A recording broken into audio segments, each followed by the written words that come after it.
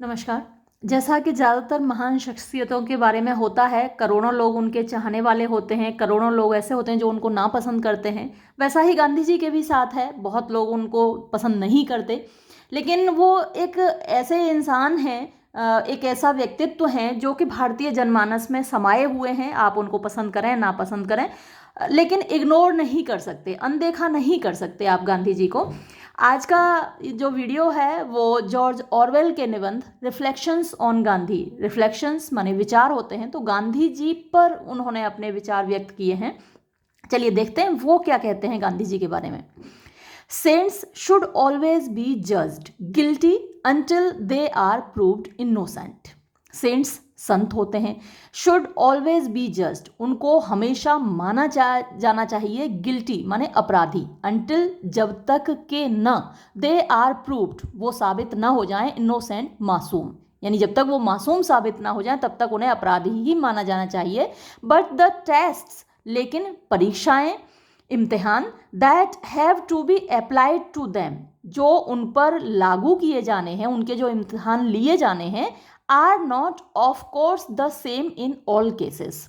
वास्तव में सभी मामलों में एक जैसे नहीं होते, यानी अलग अलग सेंट्स को, अलग अलग संतों को अलग अलग इम्तिहान से गुजरना होगा। इन गांधीज केस, गांधी के मामले में, द क्वेश्चन सवाल, द क्वेश्चन सवालात, वन, यहाँ पे ई मिसिंग था तो मैंने लगा दिया है, वन फील्स, यानी व्यक्ति महसूस करता है, इनक्लाइन टू आस्क, यानी पूछना चाहता है, गांधी जी के बारे में जो सवालात व्यक्ति पूछना चाहता है। To what extent was Gandhi moved by vanity, यानी टू वॉट एक्सटेंट, किस हद तक, was Gandhi moved by vanity, यानी गांधी जी घमंड से भरे हुए थे, by the consciousness of himself, और घमंड किस बात का, कि वो कॉन्शियस थे, सचेत थे, ऑफ हिमसेल्फ, अपने बारे में, एज अ अम्बल naked old man sitting on a praying mat and shaking empires by sheer spiritual power। इस बात से वो सचेत थे, यानी इस बात का उनको गुमान था कि वो एक अम्बल विनम्र व्यक्ति हैं, नेकेड ओल्ड मैन हैं, यानी वो एक लुंगी पहनते थे, sitting on a prayer mat, एक प्रार्थना करने वाली चटाई पर बैठते हैं, और वहीं बैठकर, इतना कम उनके पास पोजेशंस थे, चीज़ें थीं, उसके बावजूद उनमें ये ताकत थी कि वो एम्पायर्स को हिला सकते थे। By sheer spiritual power, sheer माने केवल, स्पिरिचुअल पावर यानी अपनी आत्मिक शक्ति से। And to what extent did he compromise his own principles, और किस हद तक उन्होंने कंप्रोमाइज किया, समझौता किया अपने खुद के सिद्धांतों पर। बाय एंटरिंग पॉलिटिक्स, राजनीति में पदार्पण करके, राजनीति में प्रवेश करके, which of their nature are inseparable from coercion and fraud, जो कि मतलब राजनीति एक ऐसी चीज है जो इनसेपरेबल है, जिसको अलग नहीं किया जा सकता। फ्रॉम सोर्सियन, सोर्सियन होती है शक्ति का प्रयोग करके, जोर जबरदस्ती करना, और फ्रॉड होता है धोखाधड़ी। तो राजनीति एक ऐसी चीज है जहां धोखाधड़ी होती है, जहां शक्ति का, ताकत का प्रयोग होता है। तो ऐसी राजनीति में प्रवेश करके उन्होंने अपने सिद्धांतों से समझौता किया, और किस हद तक समझौता किया, ये पूछने वाली बात है। तो ये शुरुआती पैराग्राफ बहुत इंपॉर्टेंट है आपके क्वेश्चंस के लिए। To give a definite answer, अब इन सवालों का एक सटीक जवाब देने के लिए one would have to study Gandhi's acts, यानी हमें गांधी जी के क्रियाकलापों का अध्ययन करना होगा, एंड राइटिंग्स, और उनके लेखन का अध्ययन करना होगा, इन इमेंस डिटेल, बहुत विस्तार से, फॉर हिज होल लाइफ, क्योंकि उनका सारा जीवन was a sort of pilgrimage, एक प्रकार की तीर्थ यात्रा थी, इन विच, जिसमें कि एवरी एक्ट, हर कार्य, वॉज सिग्निफिकेंट, महत्वपूर्ण था। But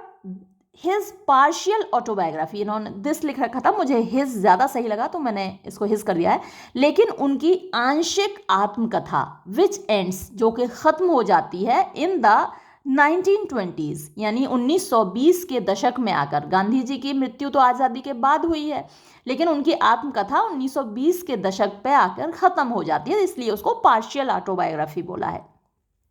is a strong evidence,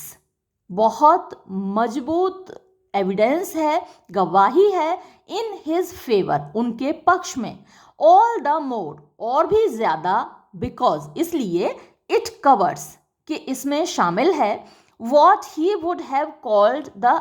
अनरीजेनरेट part of life, जो वो खुद कहते कि उनके जीवन का, अनरीजनरेट यानी जनरेट माने उत्पादक होता है, और अनरीजनरेट मतलब अनुत्पादक, जिसमें कुछ खास नहीं हुआ, ऐसा पार्ट उनकी जिंदगी का उनकी आत्मकथा में शामिल है। एंड रिमाइंड्स वन, और हमें याद दिलाती है, दैट इनसाइड द सेंट, कि एक संत के अंदर, और नियर सेंट या फिर एक लगभग संत के अंदर, देयर वॉज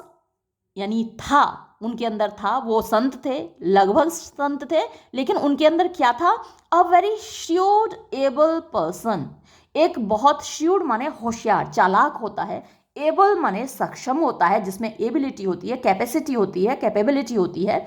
पर्सन व्यक्ति, who could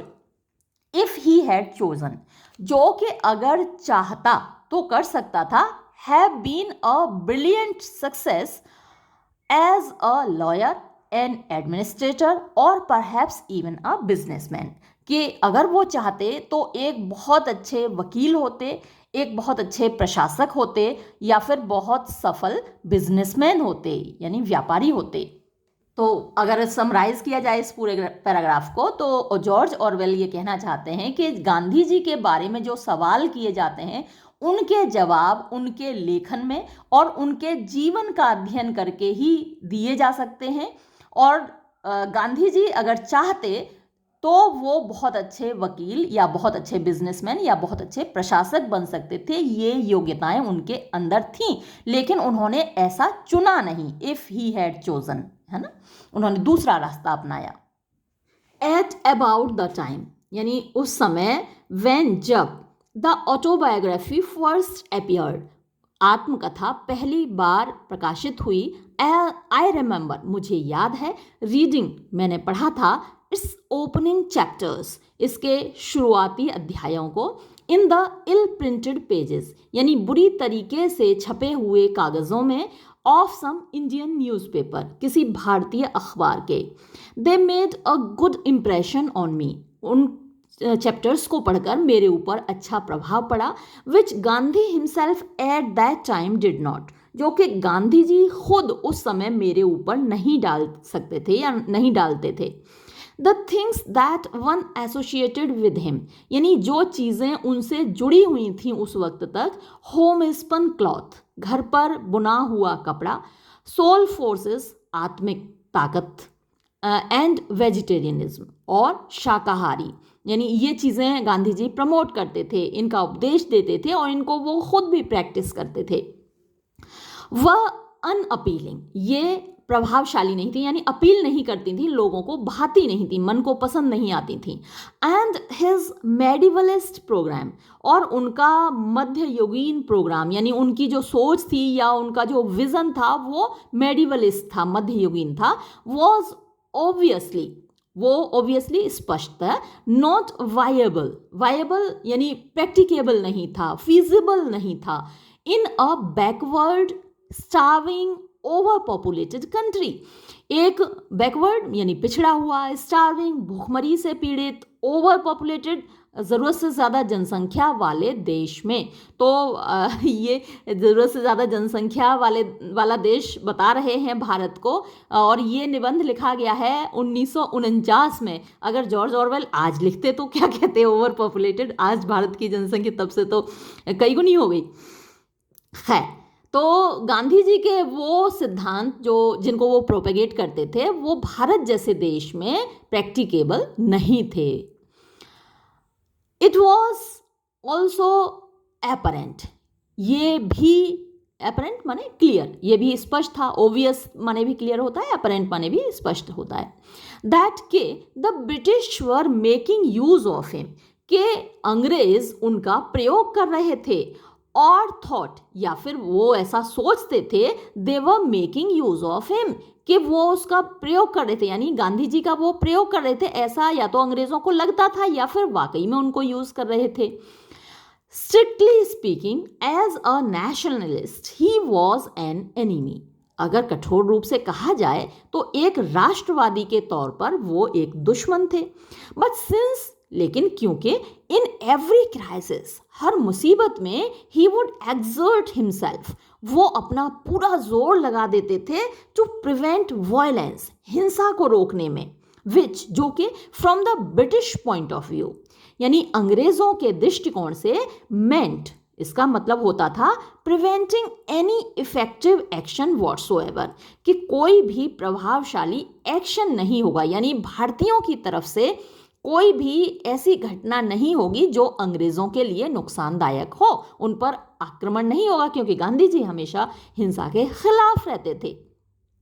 he could be regarded as our man, तो अंग्रेजों को लगता था कि इस नाते से हम गांधी को आर मैन कह सकते हैं, यानी हमारा अपना बंदा, अपना आदमी।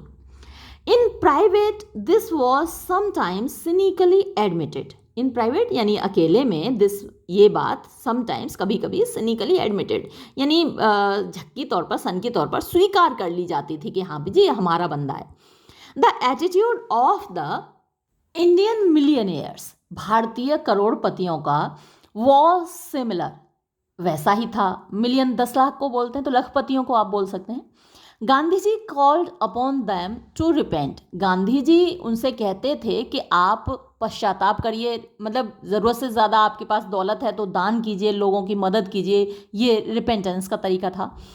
एंड नेचुरली, और स्वाभाविक तौर पर, दे प्रिफर्ड हिम, उनको, वो गांधी जी को ज़्यादा पसंद करते थे, टू द सोशलिस्ट, समाजवादियों से, एंड कम्युनिस्ट, और साम्यवादियों से, हु, जो कि गिवन द चांस, अगर उनको मौका दिया जाता, would actually have taken their money away, तो वास्तव में उनका पैसा छीन ले जाते। यही तो हुआ था सोशलिज्म कम्युनिज्म में, कि भाई अमीरों का छीन के गरीबों को दे दो, इस तरीके से समाज में बराबरी कर दो,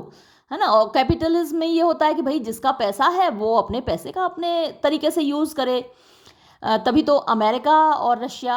ये हमेशा एक दूसरे के खिलाफ रहते हैं, क्योंकि अमेरिका एक कैपिटलिस्ट कंट्री है, रशिया एक कम्युनिस्ट कंट्री है। How reliable such calculations are in the long run is doubtful. तो अब ये जो मिलियनियर्स थे वो गांधी जी को पसंद करते थे कि भाई ये तरीका सही है कि हम लोगों की मदद करते हैं, दान धर्म कर दें, पुण्य के कार्य कर दें अपने पैसे से, बजाय इसके कि सोशलिस्ट हमारा पैसा छीन लें। लेकिन हाउ रिलायबल, कितने रिलायबल माने जिन पर निर्भर हुआ जा सकता है, आर सच कैलकुलेशंस आर, ऐसे कैलकुलेशन हैं, यानी इस तरीके का जो हिसाब किताब है कितना रिलायबल है, इन द लॉन्ग रन, यानी अंततः, फाइनली, इज डाउटफुल, इस पर संदेह किया जा सकता है। एज गांधी हिमसेल्फ सेज, जैसा कि गांधी जी खुद कहते हैं, इन द एंड, अंत में, डिसीवर्स डिसीव ओनली देमसेल्व्स, धोखा देने वाले खुद को ही धोखा देते हैं। But at any rate the gentleness, लेकिन कुल मिलाकर विनम्रता, with which he was nearly always handled, जिस विनम्रता के साथ उनके साथ हमेशा व्यवहार किया जाता था, वॉज, वो विनम्रता थी, due partly to the feeling that he was useful, आंशिक रूप से इस वजह से कि वो यूजफुल थे, यानी अंग्रेज लोग उनके साथ कड़ाई से व्यवहार नहीं करते थे, विनम्रता से व्यवहार करते थे, और ऐसा इसलिए करते थे कि उनको लगता था कि गांधी उनके लिए यूजफुल हैं। The British conservatives only became really angry with him when, as in 1942, he was in effect turning his non-violence against a different conqueror. तो ब्रिटिश कंजर्वेटिव्स जो थे वो कभी कभी उनसे नाराज होते थे, एक बार जैसे कि 1942 में हुए थे, जबकि वो नॉन वायलेंस को, यानी अपनी अहिंसा को, effect turning his non violence against, खिलाफ टर्न कर दे रहे थे, यानी उनकी अहिंसा अंग्रेजों के खिलाफ जा रही थी 1942 में। यानी 1942 में भारत छोड़ो आंदोलन हुआ था, तो उनकी ये नॉन वायलेंस उनके खिलाफ जा रही थी, अगेंस्ट अ डिफरेंट कनकरर। डिफरेंट माने भिन्न, कनकरर माने विजेता, तो एक भिन्न प्रकार के विजेता के खिलाफ जा रही, अंग्रेजों को कहा गया है अ डिफरेंट कनकरर, तो उनके खिलाफ जा रही थी। बट आई कुड सी, लेकिन मैं देख सकता था, इवन देन, तब भी, दैट के द ब्रिटिश ऑफिशियल्स, ब्रिटिश अफसर, हु स्पोक ऑफ हिम, जो उनके बारे में बोलते थे, with a mixture of amusement and disapproval, एक मिश्रण, अम्यूजमेंट माने मजाकिया तौर पर, और डिसअप्रूवल का मतलब होता है असहमति, तो असहमति के मिश्रण के साथ बोलते थे। Also genuinely liked and admired him, वो जेन्युइनली माने वास्तव में उनको पसंद करते थे और उनकी प्रशंसा करते थे, तारीफ करते थे, आफ्टर अ फैशन, यानी किसी न किसी तरीके से। नोबडी एवर सजेस्टेड, कोई कभी भी ये सजेशन नहीं दे सकता था, ये बात नहीं कह सकता था, दैट ही वॉज करप्ट, कि वो भ्रष्ट थे, और एम्बिशियस, या फिर महत्वाकांक्षी थे, इन एनी वल्गर वे, किसी बुरे तरीके से,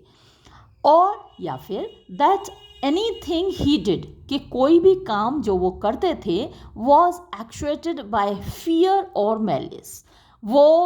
भय से भरा हुआ हो, या मैलिस ईर्ष्या होती है, जेलसी होती है, जेलसी से भरा हुआ हो, ऐसा कोई काम वो नहीं करते थे।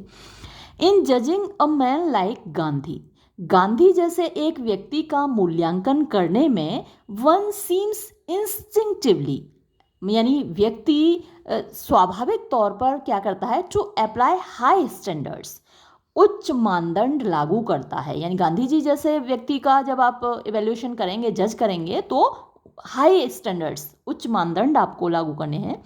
सो दैट, ताकि some of his virtues have passed almost unnoticed, कि उनके कुछ गुण तो अनदेखे ही गुजर जाएं, क्योंकि उनमें गुण इतने ज़्यादा हैं, वर्च्यूज इतने ज़्यादा हैं। फॉर इंस्टेंस, उदाहरण के लिए, इट इज़ क्लियर, ये साफ है, इवन फ्रॉम द ऑटोबायोग्राफी, उनकी आत्मकथा से भी, दैट के हिज नेचुरल फिजिकल करेज, उनका स्वाभाविक शारीरिक हिम्मत, साहस, वॉज, था, क्वाइट आउटस्टैंडिंग, बहुत आउटस्टैंडिंग को आप कह सकते हैं, विलक्षण कह सकते हैं, जो दूसरों में नहीं मिलता। The manner of his death, यानी उनकी मृत्यु का तरीका, was a later illustration of this, एक और उदाहरण था इसका। फॉर अ पब्लिक मैन, क्योंकि एक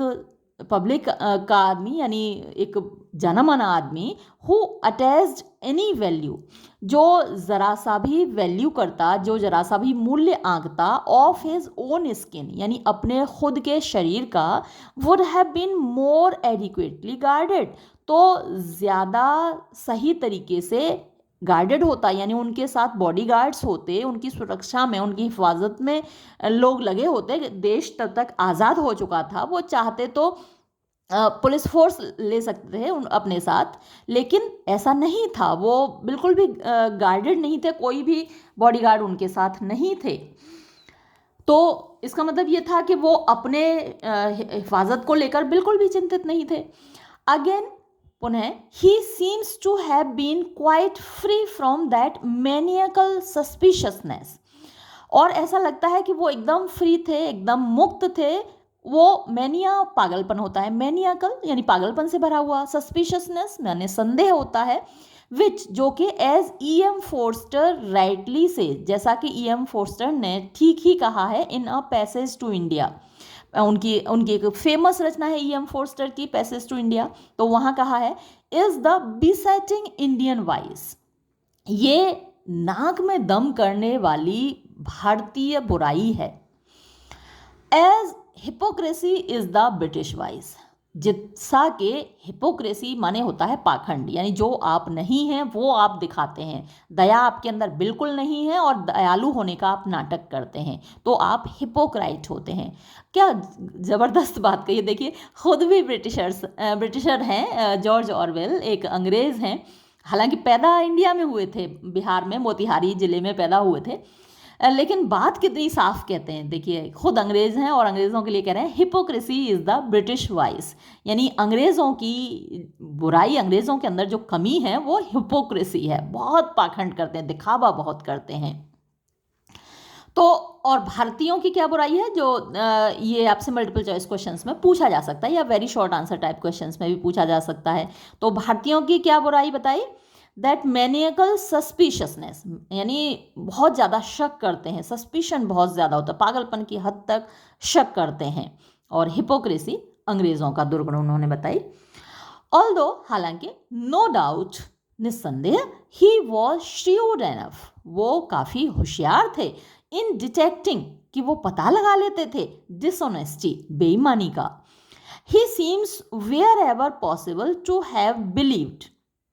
लेकिन जहाँ भी संभव है वहाँ उन्होंने विश्वास किया है, that other people were acting in good faith, कि दूसरे लोग अच्छी मंशा से, गुड फेथ मैंने अच्छी मंशा से काम कर रहे हैं, इस बात का गांधी जी विश्वास करते थे। And had a better nature through which they could be approached, और ये भी मानते थे गांधी जी कि हर व्यक्ति के अंदर एक बेटर नेचर है, यानी उसकी जो इंसानी प्रकृति है, जो स्वभाव है, वो अच्छा है, बेहतर है, और उस तक पहुंचा जा सकता है, अप्रोच किया जा सकता है, उसको अपील किया जा सकता है, उसको समझाया जा सकता है। And though he came of a poor middle class family, हालांकि वो एक गरीब मध्य वर्गीय परिवार से आते थे, स्टार्टेड लाइफ रेदर अनफेवरेबली, और उन्होंने अपने जीवन की शुरुआत बहुत अनफेवरेबली, मतलब जब परिस्थितियाँ प्रतिकूल होती हैं तो उनको अनफेवरेबल कहा जाता है, और अनुकूल परिस्थितियों को फेवरेबल कहा जाता है। तो प्रतिकूल परिस्थितियों में उन्होंने जीवन की शुरुआत की। एंड वॉज प्रोबेबली, और वो थे संभवतः, of unimpressive physical appearance, unimpressive यानी प्रभावहीन, फिजिकल शारीरिक अपीयरेंस यानी बनावट, तो वो शारीरिक रूप से बहुत हैंडसम नहीं थे, कहने का मतलब यह। ही वॉज नॉट एफ्लिक्टेड, फिर भी वो पीड़ित नहीं थे, एफ्लिक्टेड माने पीड़ित नहीं थे वो, बाय एनवी, ईर्ष्या से, और by the feeling of inferiority, या फिर हीन भावना से। तो जब आप हैंडसम नहीं होते हैं या जब आप बहुत अमीर नहीं होते हैं तो दो फीलिंग्स आपके अंदर प्रोबेबल होती हैं, एक तो आप हैंडसम और अमीर लोगों से ईर्ष्या रखते हैं, या फिर आपके अंदर इन्फीरियरिटी होती है, हीन भावना होती है। तो ये दोनों ही चीज़ें उनके अंदर नहीं थी। कलर फीलिंग, यानी रंग भेद की जो भावना है कि हम लोग काले ही होते हैं अंग्रेज़ों के सामने, चाहे हम कितने भी गोरे हों अपने यहाँ, लेकिन अंग्रेज़ों के सामने काले होते हैं। तो कलर फीलिंग, अब ये COLOUR ये ब्रिटिश स्पेलिंग होती है, और COLOR ये अमेरिकन स्पेलिंग होती है कलर की। ऐसे ही लेबर की भी होती है, कई सारी स्पेलिंग्स हैं जहाँ ब्रिटिश इंग्लिश में OUR आता है और अमेरिकन इंग्लिश में OR आता है केवल। Color feeling, when he first met it in its worst form in South Africa, seems rather to have astonished him. तो अपने कलर को लेकर वो बिल्कुल भी हीन भावना से ग्रसित नहीं थे, उनको कभी नहीं लगता था कि वो काले हैं, लेकिन ये भावना उनको सबसे बुरे फॉर्म में इसका सामना करना पड़ा, अपने रंग की वजह से उनको बड़ी विकट परिस्थिति का सामना करना पड़ा साउथ अफ्रीका में, दक्षिण अफ्रीका में, जब उनको ट्रेन से फेंक दिया गया था उनके सामान के साथ अंग्रेज़ों के द्वारा। तो seems rather to have astonished him, तो इस पर भी वो मतलब परेशान नहीं हुए, बल्कि आश्चर्यचकित हुए कि अच्छा, रंग के आधार पर भी कोई ऐसा व्यवहार कर सकता है, इससे पहले तो उनको ऐसा अनुभव नहीं हुआ था। Even when he was fighting what was in effect a colour war, यानी जब वो लड़ रहे थे, इस रंग के आधार पर इस लड़ाई को लड़ रहे थे, ही डिड नॉट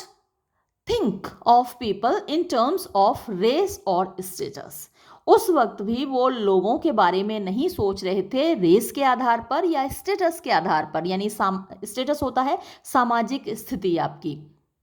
तो उसके आधार पर वो नहीं सोच रहे थे। The governor of a province, चाहे कोई किसी प्रोविंस का, किसी राज्य का, किसी क्षेत्र का गवर्नर हो,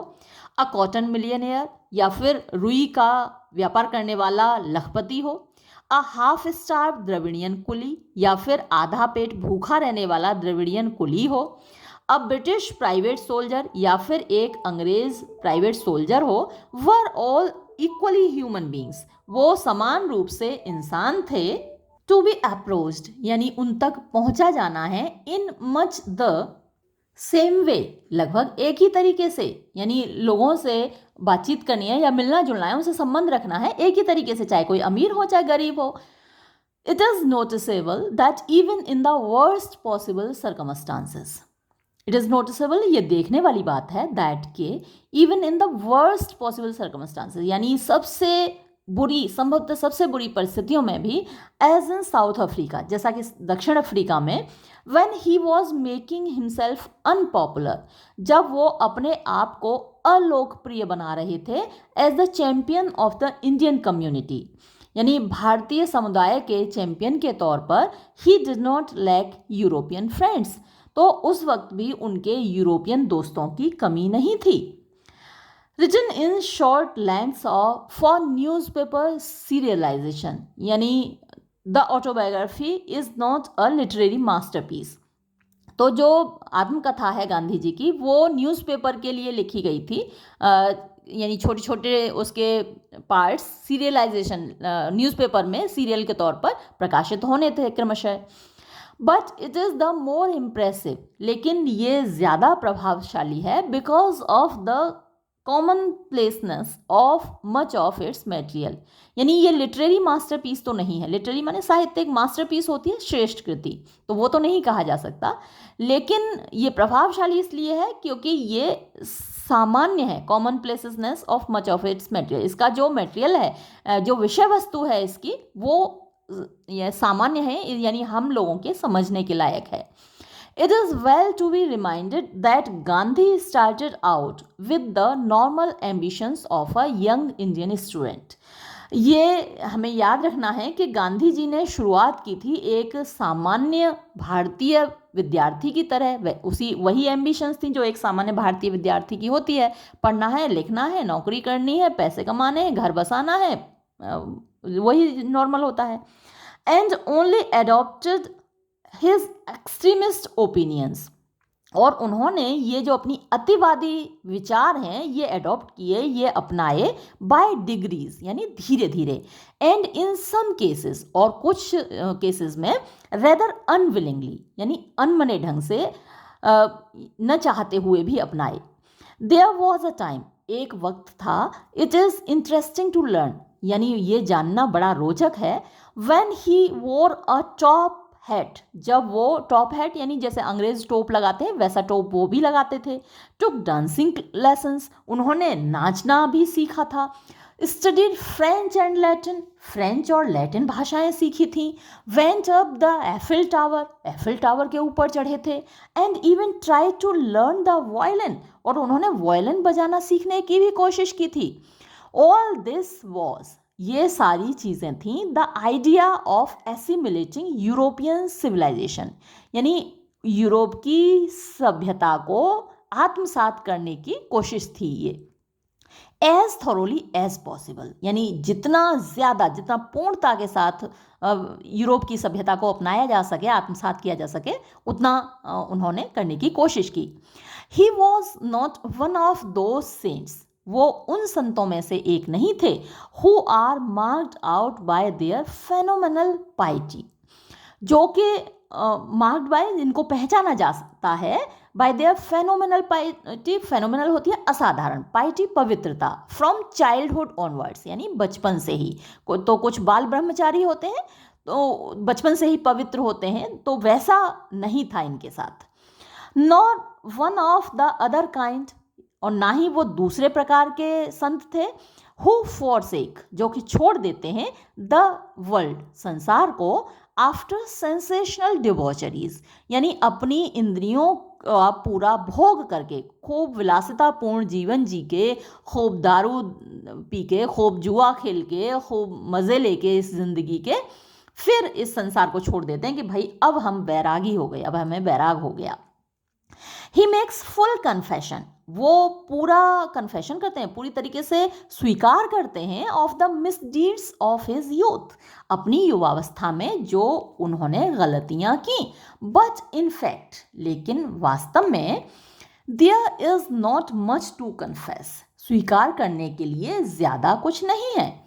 as a frontispiece to the book, there is a photograph of Gandhi's possessions at the time of his death. यानी उनकी जो ऑटोबायोग्राफी है उसके फ्रंटिस्पीस जो मुख पृष्ठ होता है, उसमें देयर इज़ अ फोटोग्राफ, एक चित्र है, फोटोग्राफ है ऑफ गांधीज पोजेशंस, यानी गांधी जी की चीज़ों का at the time of his death, जो उनकी मृत्यु के समय उनके पास थी। The whole outfit could be purchase for about 5 pounds. तो जो कुछ भी उनका पास था उन सब को ख़रीदा जा सकता था 5 पाउंड में, उससे ज़्यादा की कीमत का उनके पास नहीं था। एंड गांधी सिंस, और गांधी जी के जो गलतियां हैं, जो पाप उन्होंने अपनी ज़िंदगी में, पूरी ज़िंदगी में किए हैं, at least his fleshly since, और कम से कम उनके जो शारीरिक पाप हैं उनके बारे में हम ये कह सकते हैं, would make the same sort of appearance, यानी वो भी इसी प्रकार के लगेंगे। यानी जैसे 5 पाउंड उनकी पूरी दौलत के लगाए जा सकते हैं, उसी तरीके से उनके जो पाप हैं, जो अपराध, गलतियां उन्होंने अपनी ज़िंदगी में की हैं, वो भी ऐसे ही दिखेंगे if placed all in one heap, और अगर उनको एक ही ढेर में रख दिया जाए। अ फ्यू सिगरेट्स, कुछ सिगरेट उन्होंने अपनी जवानी में पी। A few mouthfuls of meat, कुछ निवाले उन्होंने मांस के खा लिए अपनी जवानी में। A few annas pilfered in childhood from the maid servant, कुछ आना, कुछ पैसे अपनी नौकरानी के चुरा लिए उन्होंने बचपन में। 2 विजिट्स टू अ ब्रोथल, और एक वैश्यालय में वो 2 बार गए। On each occasion he got away without doing nothing, और हर बार वो वहाँ से साफ निकल कर आए। One narrowly escaped lips with his landlady, एक बार वो अपनी लैंडलेडी की जो मकान मालकिन थी उनके साथ संपर्क में आए, लेकिन एस्केप्ड, बच गए।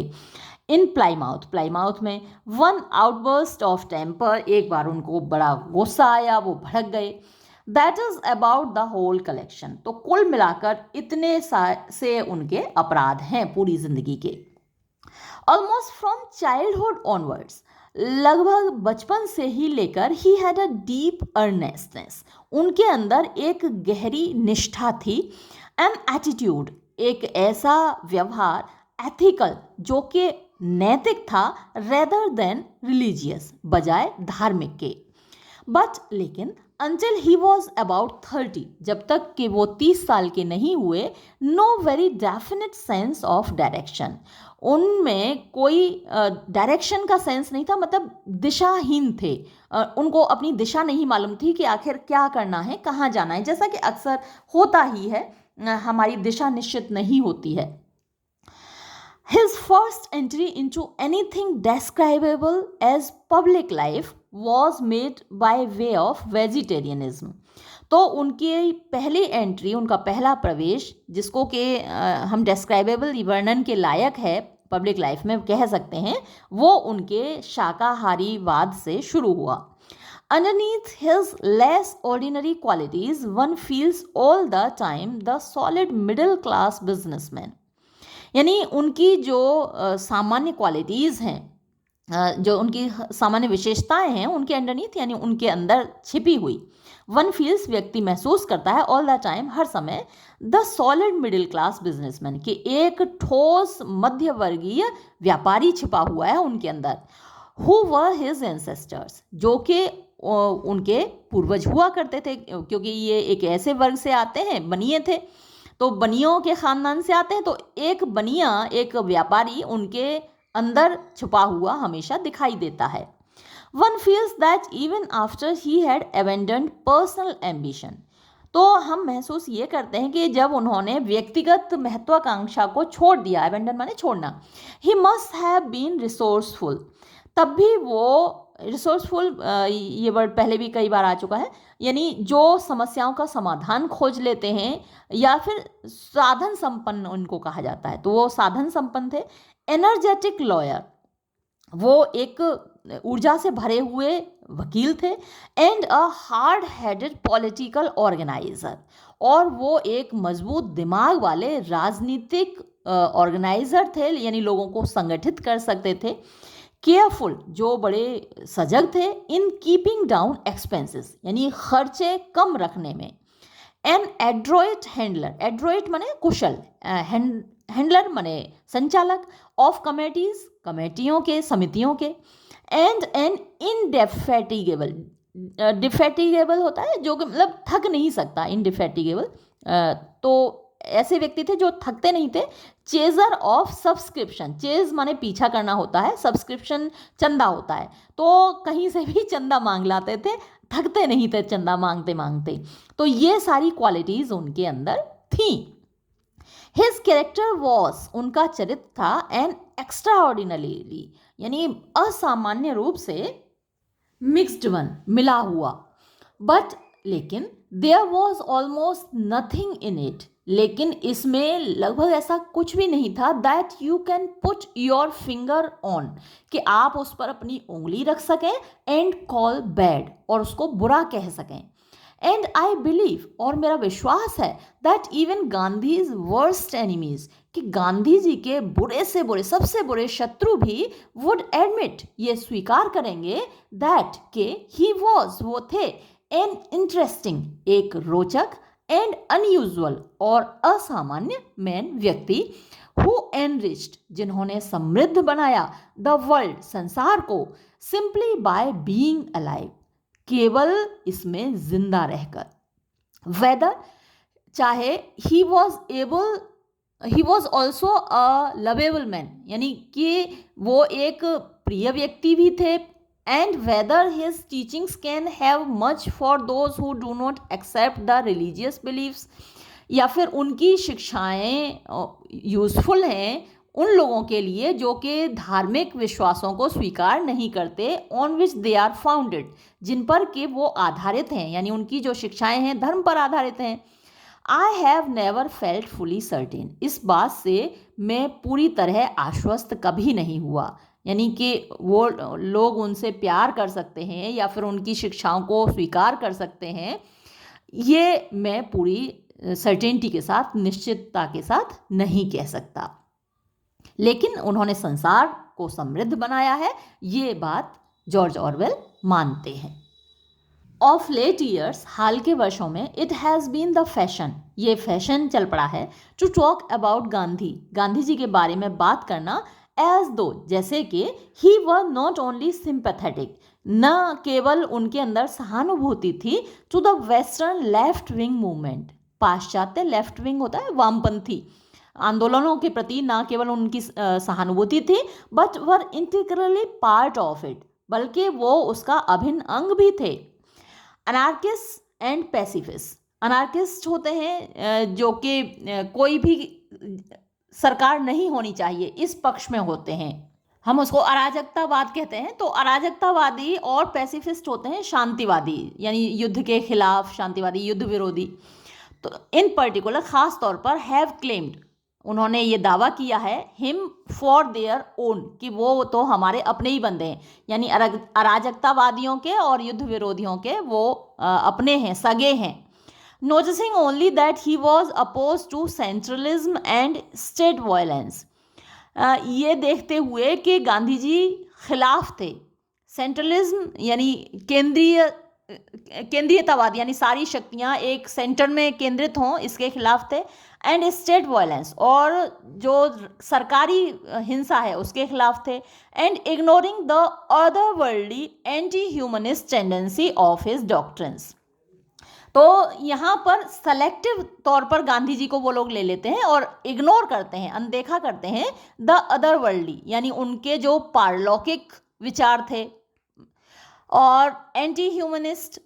टेंडेंसी थी, यानी उनकी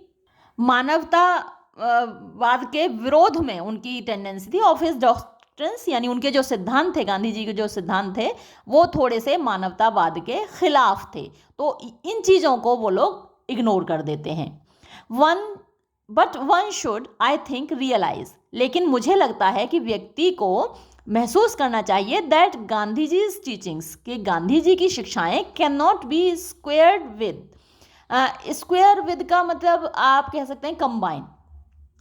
कि उनको कंबाइन नहीं किया जा सकता, जोड़ा नहीं जा सकता। किसके साथ? द बिलीफ, इस विश्वास के साथ, that man is the measure, कि मनुष्य ही मानदंड है, माप है, ऑफ ऑल थिंग्स, सारी चीज़ों का, एंड दैट, और के आर जॉब, हमारा काम, इज है, टू मेक, बनाना, लाइफ, जिंदगी को, वर्थ लिविंग, जीने लायक, ऑन दिस अर्थ, धरती पर, which is the only earth we have, जो कि एकमात्र धरती है जो कि हमारे पास है। They make sense only on the assumption that God exists and that the world of solid objects is an illusion to be escaped from. They make sense यानी ये बातें समझ में आती हैं only, केवल, on the assumption, जब ये मान लिया जाता है that के God exists, ईश्वर का अस्तित्व है, एंड और दैट के the world of solid objects, यानी ठोस चीज़ों की ये जो दुनिया है, इज एन इल्यूजन, ये केवल एक भ्रम है, टू बी एस्केप्ड फ्रॉम, जिससे हमको बचकर निकलना है। It is worth considering the disciplines which Gandhi imposed on himself. It is worth considering, ये विचार करने लायक चीज़ है कि द डिसिप्लिन्स, वो अनुशासन, विच गांधी इम्पोज्ड ऑन हिमसेल्फ, जो गांधी जी ने अपने ऊपर लागू किए, एंड विच, और जो के, दो, हालांकि, he might not insist on everyone, वो हर किसी के ऊपर जबरदस्ती नहीं थोप सकते थे, एवरीवन ऑफ हिज फॉलोअर्स, यानी अपने अनुयायियों के ऊपर, ऑब्जर्विंग एवरी डिटेल, के सारे डिटेल में, सारे विवरण, यानी जितने अनुशासन उन्होंने लागू किए हैं अपने ऊपर, वो उनके अनुयायी भी लागू करें, ऐसा उन्होंने नहीं कहा कि गांधी जी के सारे फॉलोअर्स उनकी बात माने, लेकिन ही कंसिडर्ड इनडिस्पेंसेबल, वो मानते थे, इनडिस्पेंसेबल यानी इनको अलग नहीं किया जा सकता, ये अभिन्न है, if one wanted to serve either God और ह्यूमैनिटी, अगर कोई व्यक्ति ईश्वर की सेवा करना चाहता है या मानवता की सेवा करना चाहता है, तो उन सारे अनुशासनों का पालन करना आवश्यक है। फर्स्ट ऑफ ऑल, सबसे पहले, नो मीट ईटिंग, बिल्कुल भी मांस नहीं खाना है। अब ये संसार में संभव नहीं है, हालांकि हम लोग हिंदू हैं, हम मांस नहीं खाते, लेकिन बाकी लोग मांस न खाएं ऐसा संभव नहीं है, और शायद ऐसा होना भी नहीं चाहिए कि अगर सारे लोग अनाज ही खाएंगे तो शायद अनाज की कमी हो जाएगी, भोजन की कमी भी हो जाएगी दुनिया में। अब इसका मतलब ये नहीं कि मैं रिकमेंड कर रही हूँ, तो मेरे पर्सनल व्यूज़ पर मत जाइएगा। तो first of all, no meat eating, Gandhi ji का कहना है कि पहली बात, मांस नहीं खाना है, एंड इफ पॉसिबल, और अगर संभव हो, no animal food in any form, किसी भी रूप में कोई भी एनिमल फूड नहीं खाना है, यानी अंडे भी नहीं खाने हैं, दूध भी नहीं पीना है। Gandhi himself for the sake of his health, Gandhi ji ने खुद अपने स्वास्थ्य की खातिर had to compromise on milk, दूध पर समझौता कर लिया था, वो तो हम भी पीते हैं, but seems to have felt this to be a backsliding, लेकिन ये भी, इस बात को भी वो बैक स्लाइडिंग मानते थे, यानी धर्म का त्याग मानते थे, पतित होना मानते थे, भाई दूध भी अगर पी लिया है तो ये भी पाप है। नो अल्कोहल, शराब तो बिल्कुल नहीं पीनी है, और टोबैको, तंबाकू बिल्कुल नहीं खाना है, एंड नो स्पाइसेस, मसाले भी नहीं खाने हैं, और कंडीमेंट्स भी मसाले होते हैं, जो एडेड टेस्ट होते हैं, एडेड फ्लेवर्स होते हैं, वो सब कुछ नहीं यूज़ करना, even of a vegetable kind, यानी सब्जियों वाले मसाले भी, शाकाहारी मसाले भी आपको नहीं यूज़ करने। Since food should be taken, क्योंकि उनका मानना था कि भोजन लिया जाना चाहिए, not for its own sake, भोजन की खातिर नहीं, बट सोलली, बल्कि केवल in order to preserve one's strength, अपनी ताकत को संजोए रखने के लिए, यानी जीने के लिए खाना चाहिए, न कि खाने के लिए जीना चाहिए, है ना। हम में से ज़्यादातर तो खाने के लिए ही जीते हैं, तो ये गांधी जी का मानना था। Secondly, if possible, no sexual intercourse, तो ये और गांधी जी ने रिकमेंड किया है कि भाई आपको पवित्र रहना है। सॉरी, मैं एक दो सेंटेंस यहाँ पर छोड़ रही हूँ, ये आप पढ़ लीजिएगा। And finally, this is the cardinal point, और अंततः ये बड़ा ठोस बिंदु है, for the seeker after goodness, क्योंकि जिसको अच्छाई की तलाश है, there must be no close friendships, उसकी घनिष्ठ मित्रता नहीं होनी चाहिए, and no exclusive loves whatever, और कोई विशेष प्रेम नहीं होना चाहिए किसी भी चीज़ से, किसी भी चीज़ से या किसी भी व्यक्ति से विशेष प्रेम नहीं होना चाहिए। क्लोज फ्रेंडशिप्स, घनिष्ठ मित्रताएं, गहरी दोस्तियां, गांधी जी कहते हैं आर डेंजरस, खतरनाक होती हैं, बिकॉज, क्योंकि friends react on one another, दोस्त एक दूसरे पर प्रतिक्रिया करते हैं, एंड दो और एंड थ्रू लॉयल्टी, लॉयल्टी होती है वफादारी,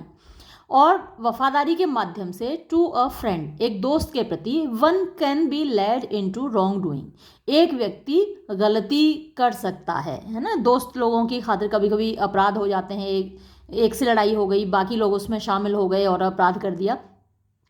दिस इज अनक्वेश्चनेबली ट्रू, ये तो बिल्कुल सच है, यानी इस पर तो सवाल उठाया ही नहीं जा सकता। Moreover, if one is to love God or to love humanity as a whole, one cannot give one's preference to any individual person.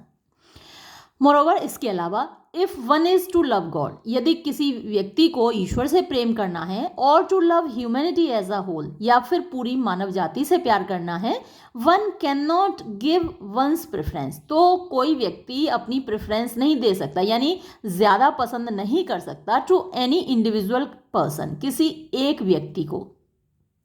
This again is true, पुनः ये सच है, and it makes the point at which the humanistic and the religious attitude cease to be reconcilable, and it marks the point, यानी यही वो बिंदु है, eight विच, जिस पर के द ह्यूमनिस्टिक, मानवतावादी, एंड द रिलीजियस, और धार्मिक, एटीट्यूड, दृष्टिकोण, सीज टू बी रिकनसाइलेबल, रिकनसाइल का मतलब होता है समझौता करना, सीज टू बी माने रुक जाते हैं, यानी इस बात पर समझौता नहीं हो पाता इन दोनों का। To an ordinary human being, एक साधारण इंसान के लिए, love means nothing if it does not mean loving some people more than others, मोहब्बत का मतलब कुछ नहीं है अगर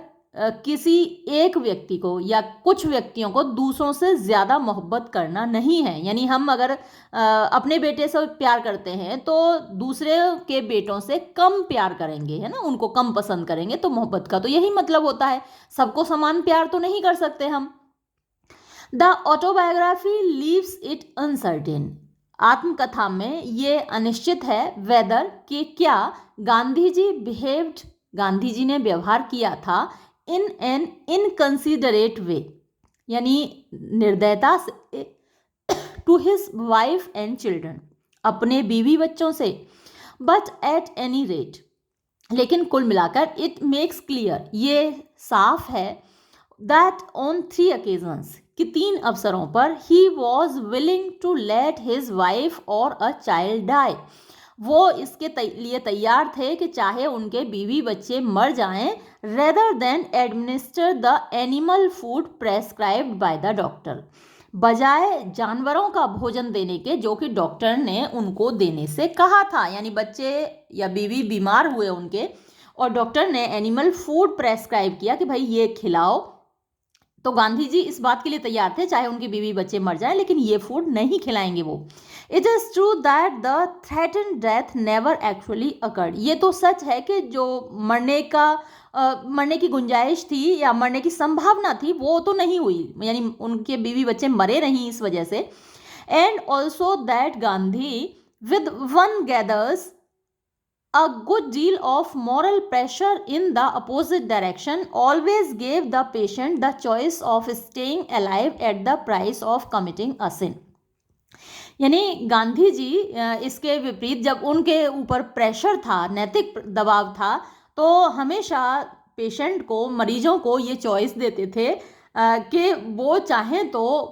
कमिटिंग सिन, यानी पाप करके अपने आप को जिंदा रख सकते हैं, इस कीमत पर, पाप करने की कीमत पर अपने आप को जिंदा रख सकते हैं चाहे तो। Still if the decision had been solely his own, फिर भी अगर निर्णय केवल उनका अकेले का होगा, ही वुड हैव फॉरबिडन, तो वो मना करते द एनिमल फूड, जानवरों के भोजन का, what ever the risk might be, चाहे खतरा जो भी हो, जैसे कुछ बीमारियां मछली से सही होती हैं ना, या कॉड लिवर ऑयल देते हैं, विटामिन ई की कमी होती है, तो ये सब चीज़ें गांधी जी नहीं देते अगर उनके हाथ में होता तो। There must, he says, be some limit to what we will do in order to remain alive, यानी उनका कहना यह है कि हम अपने जिंदा रहने के लिए जो कुछ करते हैं उसकी सीमा होनी चाहिए,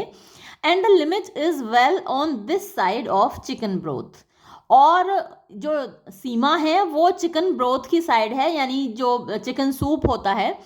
तो ये जॉर्ज ऑरवेल का कहना है, यानी हम अपने जिंदा रहने के लिए जो कर सकते हैं उसके लिए एक सीमा होनी चाहिए। ये तो गांधी जी का कहना है, लेकिन जॉर्ज ऑरवेल का कहना है कि वो सीमा चिकन ब्रोथ तक है, आप चिकन का सूप पी सकते हैं, पीना चाहिए। This attitude is perhaps a noble one, but in the sense which I think most people would give to the world, it is inhuman. तो ये जो गांधी जी का दृष्टिकोण है अच्छा है, बढ़िया है, लेकिन जैसा कि जॉर्ज ऑरवेल कहता है, मेरे ये सोचता हूँ और बाकी लोग भी मुझसे इस बात पर सहमत होंगे कि इट इज़ इनह्यूमन, ये अमानवीय है। The essence of being human is that one does not seek perfection, यानी हम इंसान हैं और इंसान होने का एसेंस ये है, सारांश ये है कि हमें परफेक्शन नहीं सर्च करना है, तलाश, सीख माने खोजना, तो हमको परफेक्शन यानी पूर्णता नहीं खोजनी है, हम इंसान हैं तो अपूर्ण ही रहेंगे। That one is sometimes willing to commit sins for the sake of loyalty, कि भाई वफादारी की खातिर कभी कभी हम पाप करने के लिए भी तैयार हैं। That one does not push aestheticism to the point where it makes friendly intercourse impossible, और एस्थेटिसिज्म होती है विरक्ति या फिर जो योग है, तो हम उस पॉइंट तक नहीं ले जाते, उस बिंदु तक नहीं ले जाते इस योग को या एस्थेटिसिज्म को या विरक्ति को, कि जहां दोस्ताना बातचीत, इंटरकोर्स माने संबंध कह सकते हैं आप, दोस्ताना संबंध इम्पॉसिबल हो जाएं, असंभव हो जाएं, and that one is prepared in the end to be defeated and broken up by life, which is the inevitable price of fastening one's love upon other human individuals. And or that के one is prepared, यानी एक व्यक्ति तैयार रहे, in the end, अंत में, to be defeated, हारने के लिए, and broken up by life, और जीवन, जिंदगी द्वारा तोड़े जाने के लिए, विच इज द इनेविटेबल प्राइस, जो कि इनेविटेबल माने अवश्यम भावी, जो कीमत आपको चुकानी ही पड़ेगी, वो कीमत है, ऑफ फास्टनिंग माने बांधने का, वंस लव, अपनी मोहब्बत को, अपॉन अदर ह्यूमन इंडिविजुअल्स, दूसरे व्यक्तियों से, दूसरे इंसानों से, यानी अगर आप अपने आप से मोहब्बत ना करके सिर्फ दूसरे इंसानों से ही मोहब्बत करेंगे तो तैयार रहिए कि एक दिन आप हार जाएंगे और टूट जाएंगे। नो डाउट, निस्संदेह, एल्कोहल, शराब, टोबैको, तंबाकू एंड सो फोर्थ, और ऐसी ही दूसरी चीजें, आर थिंग्स, वो वैसी चीजें हैं, that a saint must avoid, जो कि एक संत को इनसे बचना चाहिए। बट लेकिन सेंटहुड, संत होना, इज ऑल्सो ए थिंग, वो भी एक ऐसी चीज है, that human beings must avoid, जिससे इंसानों को बचना चाहिए, यानी हमें संत बनने की कोशिश नहीं करनी चाहिए। हम इंसान हैं और हम पूर्ण नहीं हो सकते, कंप्लीट नहीं हो सकते, सेंट नहीं हो सकते। There is an obvious retort to this, और इसका एक स्पष्ट, रिटॉर्ट माने करारा जवाब होता है, तो इसका एक करारा जवाब है, that one should be very about making it, but लेकिन वन शुड बी वेरी, यानी व्यक्ति को सचेत रहना चाहिए, अबाउट मेकिंग इट, ये जवाब देने में। In this yogi ridden age, इस योगी रिडन एज यानी ये जो योग पर चढ़ा हुआ युग है, it is too readily assumed, ये बहुत जल्दी मान लिया जाता है, दैट के नॉन अटैचमेंट, के वैराग्य, अटैचमेंट होता है हमें चीज़ों से लगाव होता है, और नॉन अटैचमेंट जब हमें चीज़ों से अलगाव होता है, वैराग्य होता है। तो non attachment is not only better than a full acceptance of human life, of earthly life, के जो अलगाव है या वैराग्य है वो पूरे एक्सेप्टेंस से यानी पूरी तरह स्वीकार करने से इस सार्वजनिक जीवन को उससे न केवल बेहतर है बल्कि दैट द ऑर्डिनरी मैन, कि साधारण मनुष्य ओनली रिजेक्ट्स इट, इसको अस्वीकार करता है because it is too difficult, क्योंकि ये बहुत कठिन है। यानी विरक्ति,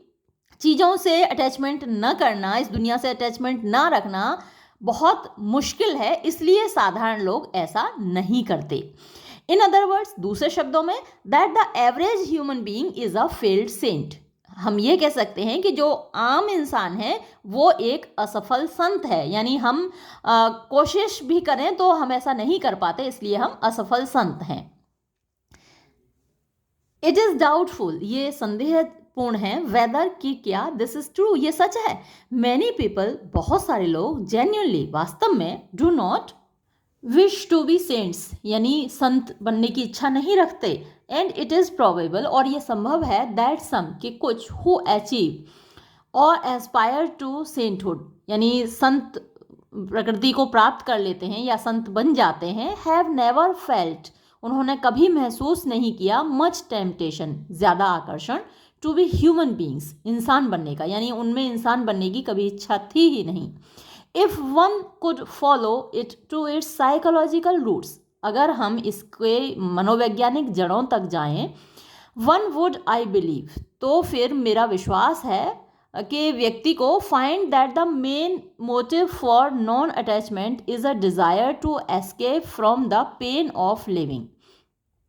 कि हम जो पेन ऑफ लिविंग है, जीने का दर्द है, उससे बचना चाहते हैं, उससे बचने की इच्छा है, इसलिए हम नॉन अटैचमेंट को अपनाते हैं। यानी आम नागरिक की तरह जीना इस दुनिया में ये भी तो आसान नहीं है। घर बसाना, बच्चे संभालना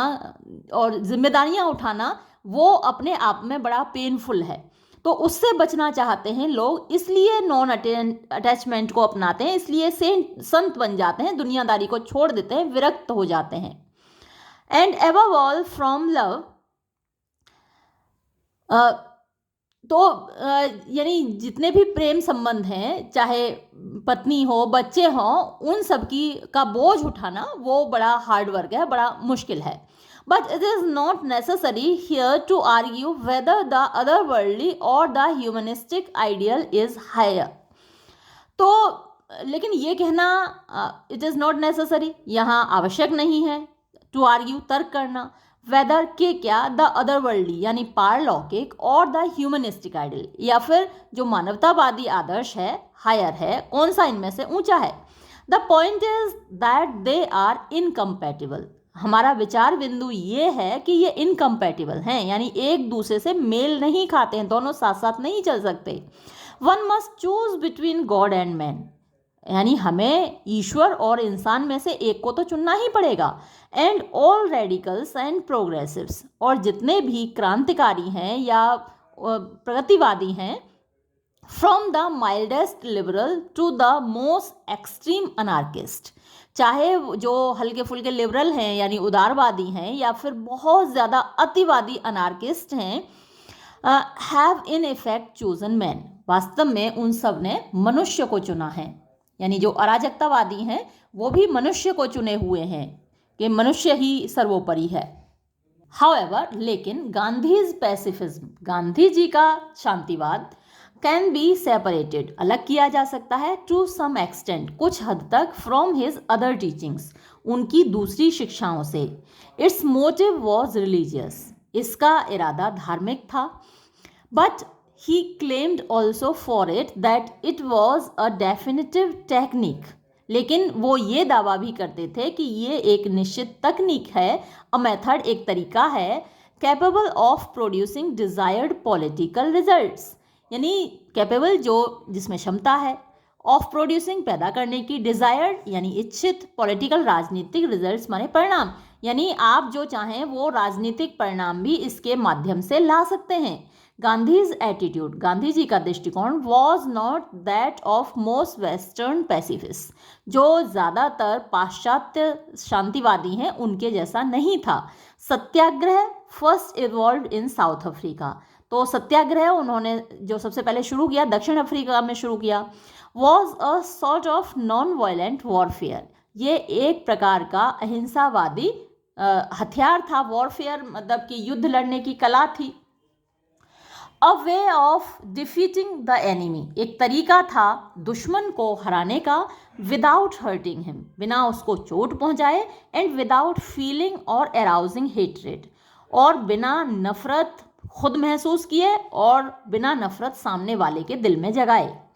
It entailed such things as civil disobedience, strikes, lying down in front of railway trains, enduring police charges without running away and without hitting back and the like. तो इस सत्याग्रह में क्या क्या चीज़ें शामिल थीं? सिविल डिसोबीडियंस, सविनय अवज्ञा, स्ट्राइक्स, हड़ताल, लाइंग डाउन, लेट जाना, in front of railway trains यानी रेलवे ट्रेन्स के सामने, एंड्योरिंग, बर्दाश्त करना, पुलिस चार्ज यानी जो पुलिस लाठियाँ चलाती है, पुलिस की लाठियाँ, विदाउट रनिंग अवे, बिना भागे लाठियाँ खाना पुलिस की, एंड विदाउट हिटिंग बैक, और बिना वापस आक्रमण किए, बिना मारे, एंड द लाइक, इसी प्रकार के और चीज़ें। गांधी जी ऑब्जेक्टेड, गांधी जी ने ऐतराज़ किया to passive resistance as a translation of satyagraha, यानी पैसिव निष्क्रिय होता है, रेजिस्टेंस प्रतिरोध होता है, तो निष्क्रिय प्रतिरोध को ट्रांसलेट किया गया सत्याग्रह को इस फॉर्म में। तो गांधी जी ने इसका प्रतिरोध मतलब ऑब्जेक्शन किया, ऐतराज़ किया। इन गुजराती में इट सीम्स, इसका मतलब होता है the word means firmness in the truth, यानी सच पर अडिग रहना, टिके रहना। इन हिज अर्ली डेज, अपने शुरुआती दिनों में Gandhi served as a stretcher bearer, Gandhi ji ने एक स्ट्रेचर बियरर का काम किया। जो घायलों को ले जाने के लिए स्ट्रेचर यूज़ किए जाते हैं ना, तो उसको लाद कर ले जाने का काम किया उन्होंने। ऑन द ब्रिटिश साइड, यानी अंग्रेज़ों की ओर, इन द बोअर वॉर में। तो ये जो बोअर वॉर था ब्रिटिशर्स के, ब्रिटिश एम्पायर और अफ्रीकन कॉलोनीज़ थी कुछ जो कि इसका विरोध कर रही थी ब्रिटिश एम्पायर का, और जो युद्ध हुआ दोनों में, तो गांधी जी ने ब्रिटिशर्स का साथ दिया और ब्रिटिश साइड में स्ट्रेचर बियरर का काम किया। And he was prepared to do the same again in war of 1918, और वो ऐसा ही दोबारा करने को तैयार थे 1914 से 1918 के युद्ध में। तो ये वर्ल्ड वॉर था, फर्स्ट वर्ल्ड वॉर की डेट्स हैं ये। तो उस वक्त भी वो ब्रिटिशर्स की ऐसी ही सेवा करने को तैयार थे। Even after he had completely abjured violence, he was honest enough to see that in war it is usually necessary to take sides. यानी उन्होंने पूरी तरीके से हिंसा का परित्याग कर दिया था, उसके बावजूद भी ईमानदारी से वो ये स्वीकार करते थे कि युद्ध में आपको किसी न किसी की तो साइड लेनी ही पड़ती है, किसी न किसी का तो पक्ष लेना ही पड़ता है। He did not indeed, since his whole political life centered round a struggle for national independence, he could not take the sterile and dishonest line of pretending that in every war both sides are exactly the same and it makes no difference who wins. तो देखिए काफ़ी लंबा sentence है। He did not indeed, वास्तव में उन्होंने, since his whole political life, क्योंकि उनका पूरा राजनीतिक जीवन सेंटर्ड, केंद्रित था, राउंड ए स्ट्रगल यानी एक संघर्ष पर केंद्रित था, फॉर नेशनल इंडिपेंडेंस, राष्ट्रीय स्वाधीनता की यानी इंडिया की स्वतंत्रता के संघर्ष पर केंद्रित था। He could not take the sterile and dishonest line, तो ये जो रूखी सूखी सी और बेईमानी से भरी हुई लाइन है ऑफ प्रिटेंडिंग, ये दिखाने की, दैट इन एवरी वॉर, कि प्रत्येक युद्ध में बोथ साइड्स, दोनों ही sides, are exactly the same, ठीक एक जैसी होती हैं, and it makes no difference, और इससे कोई फर्क नहीं पड़ता, हु विंस, कि कौन जीतता है। तो गांधी जी इस तरीके की बात कहने को तैयार नहीं थे। नॉर डिड ही, और ना ही उन्होंने, लाइक मोस्ट वेस्टर्न पैसिफिस्ट, जैसा कि ज़्यादातर पाश्चात्य शांतिवादी, स्पेशलाइज इन अवॉइडिंग ऑकवर्ड क्वेश्चंस, यानी उनकी खासियत होती है ज़्यादातर पाश्चात्य लोगों की कि वो ऐसे क्वेश्चन से बचते हैं, अवॉइड करते हैं ऑकवर्ड क्वेश्चन, जब उनसे ऐसे सवाल किए जाते हैं। In relation to the late war, यानी हालिया युद्ध के संबंध में, one question what every pacifist had a clear obligation to answer was, यानी हर शांतिवादी को जवाब देना जरूरी था जिस सवाल का, व्हाट अबाउट द ज्यूज, आखिर यहूदियों के बारे में क्या क्या किया जाए उनका, are you prepare to see them exterminated, क्या आप तैयार हैं उनका खात्मा देखने के लिए, क्या वो इस दुनिया से मिटा दिए जाएं जो कि हिटलर कर रहा था, इफ नॉट, और अगर नहीं, how do you propose to save them without resorting to war, तो भाई उन यहूदियों को कैसे बचाया जाए बिना युद्ध लड़े, है ना। अगर हिटलर को ना रोका जाए, अगर युद्ध ना लड़ा जाए, तो आखिर यहूदियों को बचाया कैसे जाए, वो तो सारे यहूदियों को ख़त्म करने के लिए तैयार है। आई मस्ट से, मुझे कहना होगा, that I have never heard, कि मैंने कभी नहीं सुना, फ्रॉम एनी वेस्टर्न पैसिफिस्ट, किसी भी पाश्चात्य शांतिवादी से, एन ऑनेस्ट आंसर, एक ईमानदारी से भरा हुआ जवाब, टू दिस क्वेश्चन, इस सवाल का, दो यद्यपि, आई हैव हर्ड, मैंने सुना है, प्लेंटी ऑफ इवेजन्स, प्लेंटी माने ढेर सारे, इवेजन्स माने बचना, यानी मैंने ढेर सारे लोगों को सुना है इस सवाल से बचते हुए, usually of the you are another type, अक्सर वो ये कह के बच जाते हैं तुम तो दूसरे हो, बट इट सो हैपन्स, लेकिन ऐसा होता है, that Gandhi was asked a somewhat similar question, कि गांधी जी को लगभग ऐसा ही एक सवाल पूछा गया इन 1938 1938 में, एंड दैट हिज आंसर, और उनका जवाब, इज ऑन रिकॉर्ड, यानी रिकॉर्डेड है, संग्रहित है, संरक्षित है, in mister Louis Fischer's Gandhi and Stalin, mister Louis Fischer की रचना गांधी और स्टेलिन में। अकॉर्डिंग टू मिस्टर फिशर के अनुसार, Gandhi's view was that, Gandhi ji का ख्याल ये था, द जर्मन ज्यूज, कि जर्मनी के यहूदियों को ought to commit collective suicide, यानी सामूहिक आत्महत्या करनी चाहिए, which, जो कि would have aroused the world, संसार को जगा देगी, यानी संसार में एक क्रांति पैदा करेगी, उन पर लोगों को दया आएगी, and the people of Germany to Hitler's violence, और जो जर्मनी के लोग हैं वो भी हिटलर की हिंसा के खिलाफ अराउज होंगे, यानी वो भी खड़े होंगे, विद्रोह करेंगे, सारी दुनिया और जर्मनी के लोग उनकी सामूहिक आत्महत्या को देखकर विद्रोह करेंगे।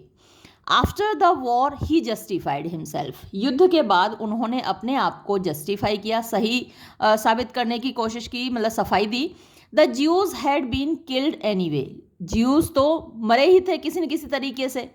And might as well have died significantly, और हो सकता है और ज़्यादा मरते। One has the impression that this attitude staggered even so warm an admirer as Mr. Fisher.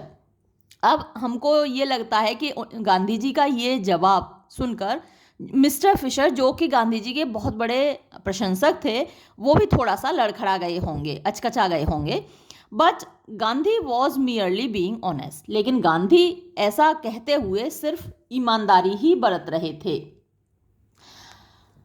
हालांकि ये सहमत होने लायक बात नहीं है कि जब आपके ऊपर अत्याचार हो रहे हो तो आप सामूहिक आत्महत्या करें, आपको तो मतलब विद्रोह करना चाहिए, आत्मरक्षा करने का अधिकार तो सभी को है।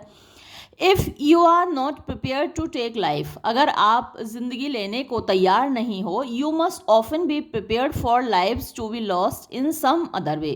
तो आपको इस बात के लिए तो तैयार रहना ही चाहिए कि दूसरे तरीके से जिंदगियां तो जाएंगी ही। When, जब in 1942 में he urged non-violent resistance against a Japanese invasion, उन्होंने अहिंसावादी प्रतिरोध के लिए कहा जापान के आक्रमण के खिलाफ, he was ready to admit, वो ये स्वीकार करने को तैयार थे, that it might cause several million deaths, कि इसमें कई लाख मौतें हो सकती हैं। At the same time, साथ ही देयर इज रीजन, यानी वजह है, टू थिंक, सोचने की, that Gandhi after all was born in 1869, जो कि 1869 में पैदा हुए थे, आपको डेट ज़रूर याद रखनी है, 2 अक्टूबर 1869। डिड नॉट अंडरस्टैंड, नहीं समझते थे, द नेचर प्रकृति ऑफ टोटलिटेरियनिज्म। टोटलिटेरियनिज्म होता है मतलब जो मेजॉरिटी है उसका राज। जब मेजॉरिटी हमेशा पावरफुल होती है जहाँ ज़्यादा लोग होते हैं, तो वो माइनॉरिटीज़ पर अत्याचार करते हैं, माइनॉरिटीज़ को ख़त्म करने की कोशिश करते हैं, तो ये टोटलिटेरियनिज्म कहलाता है। एंड सॉ एवरीथिंग, और वो हर चीज़ को देखते थे इन terms of his own struggle, यानी अपना जो संघर्ष था उसी के संबंध में, उसी चश्मे से, उसी नज़रिए से देखते थे अगेंस्ट द ब्रिटिश गवर्नमेंट, यानी उनका जो संघर्ष ब्रिटिश गवर्नमेंट के खिलाफ था उसी नज़रिए से वो बाकी लोगों का संघर्ष भी देखते थे। द इम्पॉर्टेंट पॉइंट, यानी महत्वपूर्ण बिंदु हियर, यहाँ पर, is not so much that the British treated him forbearingly. ये नहीं है कि जो अंग्रेज लोग थे उनके साथ फॉरबियरिंगली मतलब धैर्य के साथ या परहेज के साथ थोड़ा सा बचकर उनसे व्यवहार करते थे, as that he was always able to command publicity. जितना कि वो, यहाँ पर ये बात महत्वपूर्ण है कि वो हमेशा पब्लिसिटी को कमांड कर लेते थे, यानी पब्लिसिटी पर उनका नियंत्रण होता था। As can be seen from the phrase quoted above, he believed in arousing the world. जैसा कि ऊपर कोटेशन है, गांधी जी के शब्दों को कोट किया गया है कि वो संसार को जगाने में, संसार को उकसाने में, भड़काने में विश्वास करते थे। विच इज़ ओनली पॉसिबल, जो कि केवल तभी संभव है, if the world gets a chance, अगर दुनिया को मौका मिले, टू हियर, सुनने का, व्हाट यू आर डूइंग, कि आप कर क्या रहे हैं, है ना। दुनिया तो तभी आपके साथ सहानुभूति कर पाएगी ना जब दुनिया को पता चले कि आप कर क्या रहे हैं, आपके साथ क्या हो रहा है। It is difficult to see how Gandhi's methods could be applied in a country where opponents of the regime disappear in the middle of the night and are never heard of again. लेकिन कुछ देशों में ऐसा होता है, कई सारे जगहों पर विरोधियों को रात के अंधेरे में ही ख़त्म कर दिया जाता है, पता ही नहीं चलता कि वो गए कहाँ, है ना। इट इज़ डिफ़िकल्ट, ये मुश्किल है टू सी, देखना, हाउ गांधीज मेथड्स, कि गांधी जी के तौर तरीके कुड बी अप्लाइड, लागू किए जा सकते हैं, इन अ कंट्री, एक ऐसे देश में, वेयर, जहाँ अपोनेंट्स, विरोधी, ऑफ द रेजिम, यानी सत्ता के विरोधी, डिसअपियर, गायब हो जाते हैं, in the middle of the night, आधी रात को, and are never heard of again, और फिर कभी उनके बारे में सुना ही नहीं जाता। तो ये रूस में स्टालिन ने कैसे अपने विरोधियों को ख़त्म किया था, ये आप जब एनिमल फार्म देखते हैं तो वहाँ आप इसका एक एग्जाम्पल पाएंगे। तो और भी देशों में ऐसा हुआ है कि विरोधी रात के अंधेरे में ख़त्म कर दिए गए, विदाउट अ फ्री प्रेस, और प्रेस भी वहाँ पर फ्री नहीं होती, यानी अखबार में भी नहीं आ सकती ये घटनाएं। Without a free press and the right of assembly, यानी इकट्ठे होने का अधिकार। हमारे यहाँ तो प्रेस फ्री है, अखबार में अगले दिन आ जाएगा कि फलां आदमी कल तक जीवित था, रात गायब हो गया। और असेंबली का हमारे यहाँ अधिकार है, आप कहीं भी सभा कर सकते हैं, इकट्ठे हो सकते हैं। जैसे किसानों का विद्रोह हुआ था, जो एक कानून आया था किसानों के लिए, उसके खिलाफ कितनी बड़ी मात्रा में किसान इकट्ठे हुए थे और फिर वो कानून वापस हुआ। लेकिन जहाँ जो सत्ता है, जैसे कि चाइना में है या फिर रशिया में है, तो वहाँ ये संभव नहीं है। चाइना में तो बिल्कुल संभव नहीं है कि किसी कानून के खिलाफ इस तरीके से लोग खड़े हो जाएं। तियानमेन चौक पर एक बार चाइनीज़ लोगों ने, जो मतलब डेमोक्रेसी चाहते थे, उन्होंने मतलब असेंबल हुए, इकट्ठा हुए, प्रदर्शन करने की कोशिश की, और फिर वहाँ जो भीषण रक्तपात हुआ, तियानमेन चौक नाम से गूगल पे भी आप सर्च कर सकते हैं, बहुत भयानक घटना थी। तो लोगों की फिर हिम्मत टूट जाती है, फिर वहाँ डेमोक्रेसी के लिए प्रयास हुए ही नहीं, और आज तक वहाँ डेमोक्रेसी नहीं है। तो अगर ऐसा है किसी देश में जहाँ प्रेस आज़ाद नहीं है और लोगों को इकट्ठे होने का भी अधिकार नहीं है, इट इज़ इम्पॉसिबल, तो वहाँ असंभव है, not merely to appeal to outside opinion, यानी बाहरी देशों की जो ओपिनियन है उसको हम प्रभावित नहीं कर सकते, उसको लोग अपील नहीं कर सकते, but to bring a mass movement into being, और जनता का मूवमेंट भी नहीं हो सकता, यानी कि कोई आंदोलन भी नहीं कर सकती जनता मिलकर, और even to make your intentions known to your adversary, और आप अपने इरादे अपने दुश्मन को भी नहीं बता सकते, किस माध्यम से बताएंगे? कोई सुनने को ही तैयार नहीं है। इस तरीके का जो रजीम होता है, इस तरीके की जो सत्ता होती है, वो जनता की कभी सुनती ही नहीं, अपने हिसाब से काम करती है। जैसे नॉर्थ कोरिया में है, वहाँ क्या करेगी जनता, किसको अपील करेगी? तानाशाह है। Is there a Gandhi in Russia at this moment? क्या इस वक्त रशिया में कोई गांधी है? तो जिस वक्त ये लिखा गया है, यानी 1949 में ये निबंध लिखा गया है, तो उस वक्त पूछ रहे हैं जॉर्ज ऑरवेल कि क्या रशिया में इस वक्त कोई गांधी है? एंड इफ देयर इज, और अगर है, व्हाट इज ही अकम्प्लिश? तो वो कर क्या रहा है? The Russian masses,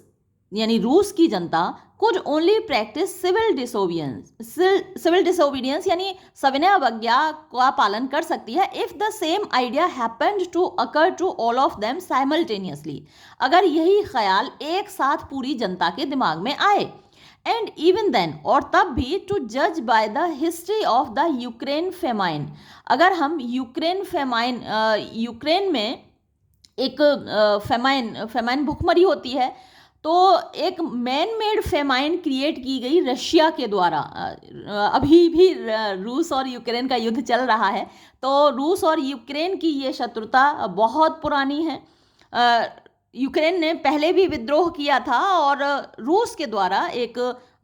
man made famine, जिसको कहते हैं इंसान के द्वारा क्रिएट की गई भूखमरी, जिसको होलोडोमोर कहा जाता है, HOLODOMOR, आप नोट कर लीजिएगा। तो वो क्रिएट किया गया था। तो अगर हम उस इतिहास को देखें तो सिविल डिसोबीडियंस नहीं हो सकता ऐसे देशों के खिलाफ, ऐसी सत्ताओं के खिलाफ। It would make no difference, इससे कोई फर्क नहीं पड़ेगा, कितने भी लोग मारे जाएं,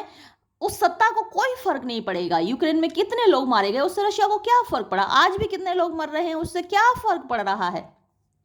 But let it be granted that non-violent resistance can be effective against one's own government. लेकिन ये माना जा सकता है कि जो नॉन वायलेंट यानी अहिंसक रेजिस्टेंस माने प्रतिरोध, कैन बी इफेक्टिव, प्रभावशाली हो सकता है अगेंस्ट वंस ओन गवर्नमेंट, अपनी खुद की सरकार के खिलाफ, यानी जो हमने चुनी है। जहां डेमोक्रेसी है, जैसे भारत में है, तो भारत में हो सकता है, प्रभावी होता भी है, जैसे कानून किसानों वाला वापस हुआ कानून, या फिर जैसे जनता ने विद्रोह किया था निर्भया केस में, तो नए कानून बने, सारे कानून बदल गए हैं वो। और अगेंस्ट एन ऑक्यूपाइंग पावर, या फिर एक ऑक्यूपाइंग पावर जैसे कि ब्रिटिश सत्ता थी, उसके खिलाफ। Even so how does one put it into practice internationally, लेकिन फिर भी अंतरराष्ट्रीय स्तर पर इसको कैसे काम में लाया जाए? Gandhi's various conflicting statements, Gandhi ji के बहुत सारे स्टेटमेंट्स ऐसे हैं जो आपस में प्रतिरोध करते हैं, यानी एक स्टेटमेंट दूसरे को काटता है। ऑन द लेटर वॉर, बाद के युद्ध में, seem to show that he felt the difficulty of this, तो ऐसा लगता है कि गांधी जी को भी इसमें कठिनाई हो रही थी कि इंटरनेशनल लेवल पर कैसे लागू किया जाए। एक तरफ तो आप अहिंसा का सपोर्ट कर रहे हैं, मतलब अहिंसा का भाषण दे रहे हैं, दूसरी तरफ आप युद्ध में किसी एक पक्ष का साथ दे रहे हैं, अंग्रेजों का साथ गांधी जी ने हर बार दिया युद्ध में, तो आप अपने ही सिद्धांत को काट रहे हैं ना इस तरीके से साथ देकर। अप्लाई टू फॉरेन पॉलिटिक्स, यानी विदेशी राजनीति पर लागू करने पर पैसिफिज्म, शांतिवाद, आइदर स्टॉप्स बीइंग पैसिफिस्ट, या तो वो शांतिवाद नहीं रहता, और बिकम्स अपीजमेंट, या फिर तुष्टीकरण बन जाता है। तुष्टीकरण क्या होता है कि आपके दो बच्चे हैं, रो रहे हैं, उनमें से एक तो शांति से मान लेता है चीज़, दूसरा हर वक्त रोता रहता है और गुस्सा करता रहता है, तो आप उसको खुश करने के लिए कुछ ज़्यादा देते हैं, यानी जो शांत रहता है उसको तो थोड़ा देंगे, और जो ज़्यादा झगड़ालू है उसको आप थोड़ा ज़्यादा देंगे। तो ये अपीजमेंट कहलाता है, तुष्टीकरण कहलाता है। Moreover, the assumption which served Gandhi so well in dealing with individuals that all human beings are more or less approachable and will respond to a generous gesture needs to be seriously questioned. अब इसके अलावा एक चीज़ पर हमें seriously question लगाना है, गंभीर रूप से सवाल करना है, इसकी ज़रूरत है, और वो क्या है? द एजम्पशन, ये मान लेना, which serve Gandhi ji so well in dealing with individuals, यानी गांधी जी जब व्यक्तियों से डील कर रहे हुए हैं तो उन्होंने एक सिद्धांत ये माना दैट ऑल ह्यूमन बींग्स, के सारे ही इंसान आर मोर और लेस अप्रोचेबल, यानी कम या ज़्यादा अप्रोचेबल होते हैं, मतलब उन तक पहुंचा जा सकता है, उनके दिल तक पहुंचा जा सकता है, उनको मनाया जा सकता है। And will respond to a generous gesture, और वो रेस्पॉन्ड करेंगे, प्रतिक्रिया देंगे अगर आपका उदारवादी जेस्चर है, यानी आप अगर उदार हैं तो आपके वो सामने वाला भी आपकी बात मानेगा, है ना। हमेशा ऐसा नहीं होता है ना। आपने अपनी लाइफ में भी देखा होगा कि आप कुछ लोगों के लिए बहुत कुछ करते हैं और वो पलट के आपका एहसान भी नहीं मानते। तो गांधी जी का ये जो एजम्पशन है हमेशा आप लागू नहीं होता। It is not necessarily true, ये वास्तव में हमेशा सच नहीं होता। फॉर एग्जाम्पल, उदाहरण के लिए, when you are dealing with lunatics, जब आप पागलों से बिहेव कर रहे हैं तो वो आपको वैसा ही रिस्पॉन्स थोड़ी देंगे। देन द क्वेश्चन बिकम्स, फिर सवाल ये उठता है, हु इज सेन, आखिर समझदार कौन है। वॉज हिटलर सेन, क्या हिटलर सही था, मतलब ल्यूनेटिक नहीं था, वो पागल नहीं था।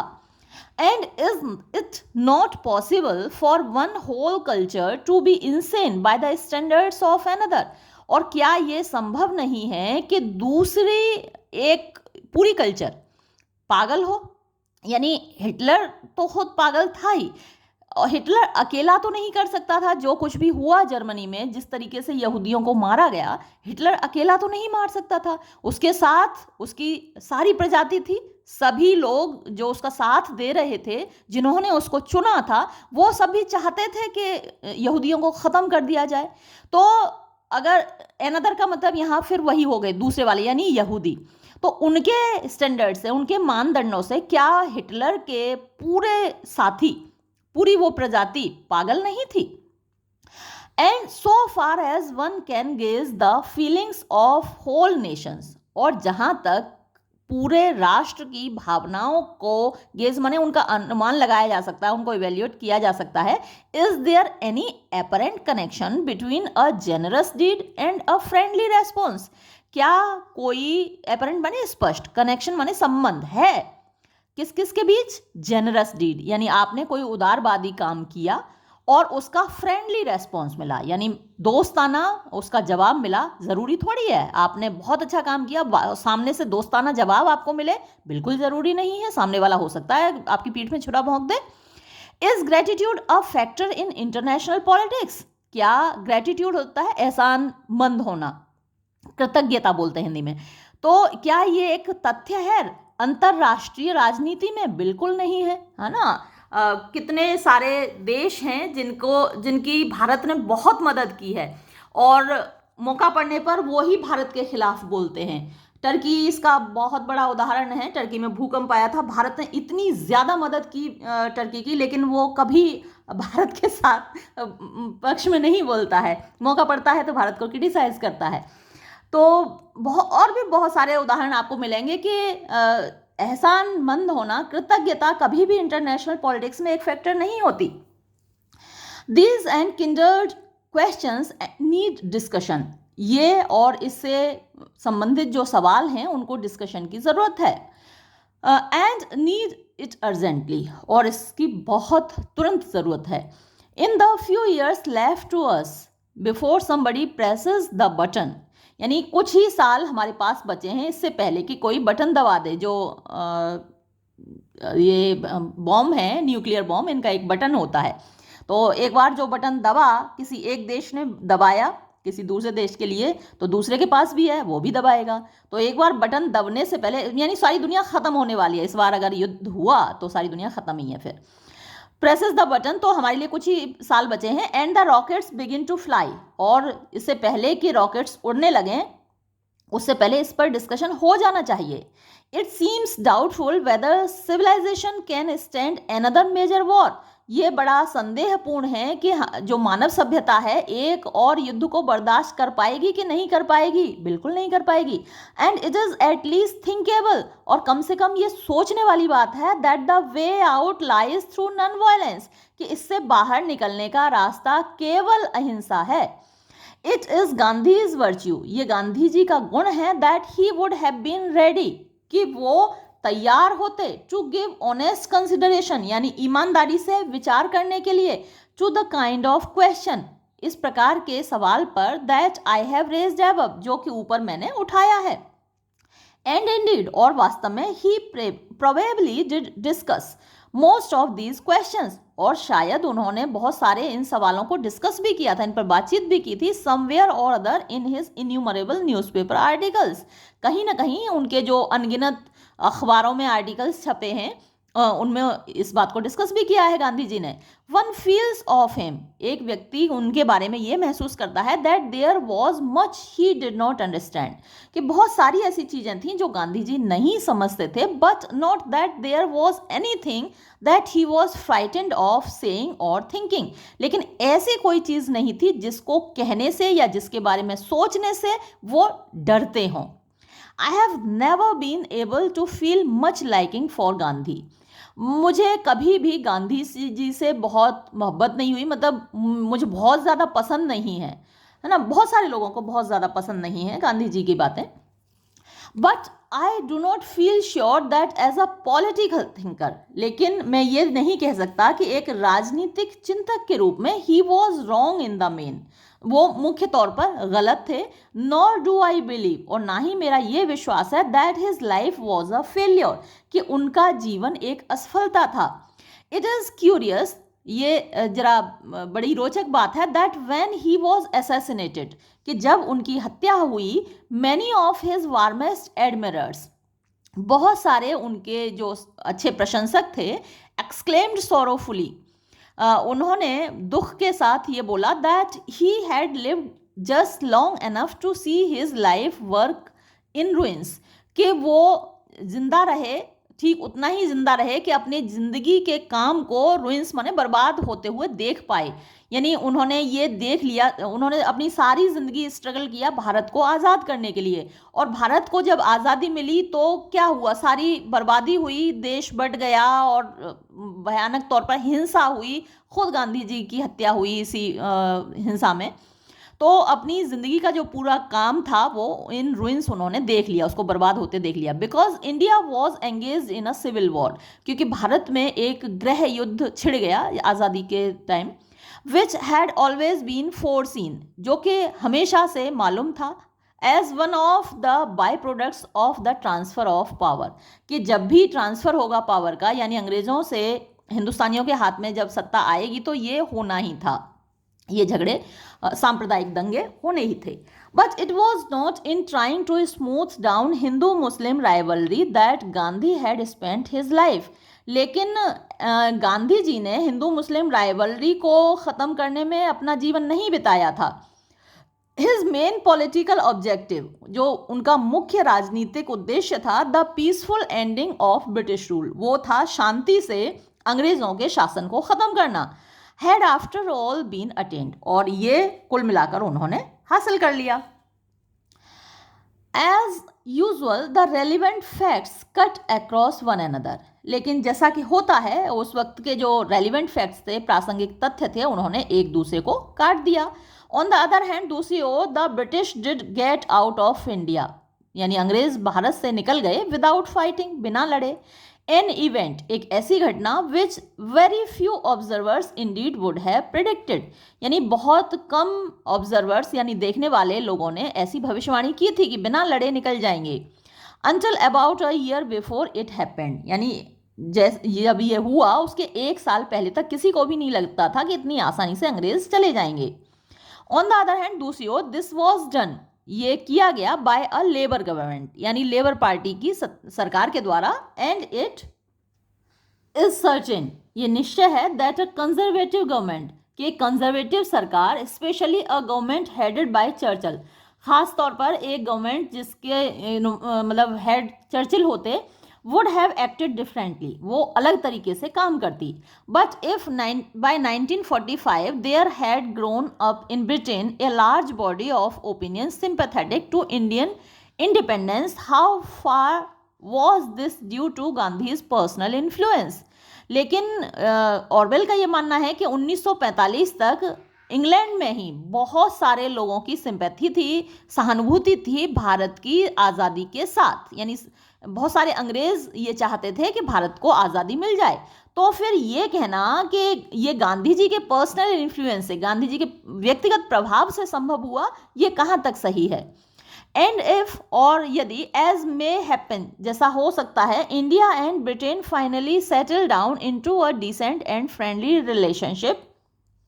will this be partly because Gandhi, by keeping up his struggle obstinately and without hatred, disinfected the political air? तो ये क्योंकि 1949 में लिखा गया है, तो वो उनका कहना यह है कि अगर भविष्य में इंडिया और ब्रिटेन, भारत और ब्रिटेन फाइनली सेटल डाउन, अंततः सेटल डाउन हो जाए into a decent and friendly relationship, यानी एक उनकी अच्छी और गरिमामय और दोस्ताना संबंध उनका बन जाए दोनों देशों का, तो will this B partly because, तो क्या ये आंशिक रूप से इसलिए नहीं होगा कि by keeping up his struggle obstinately without हेटेड, कि गांधी जी ने अपने संघर्ष को, यानी स्वतंत्रता के संघर्ष को पूरे ठोस तरीके से, दृढ़ तरीके से विदाउट हेटेड रखा है, बिना नफरत के रखा है, यानी अंग्रेजों के प्रति कोई नफरत नहीं है दिल में. और डिसइंफेक्टेड द पॉलिटिकल एयर, उन्होंने राजनीतिक हवा को साफ रखा है. That one even thinks of asking such questions indicates his stature.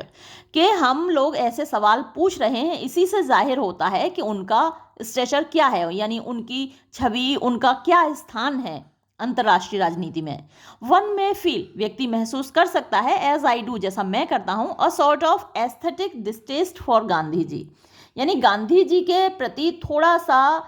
Aesthetic तो रिलेटेड टू ब्यूटी होता है, यानी गांधी जी की जो बातें हैं वो खूबसूरत नहीं लगती, अच्छी नहीं लगती.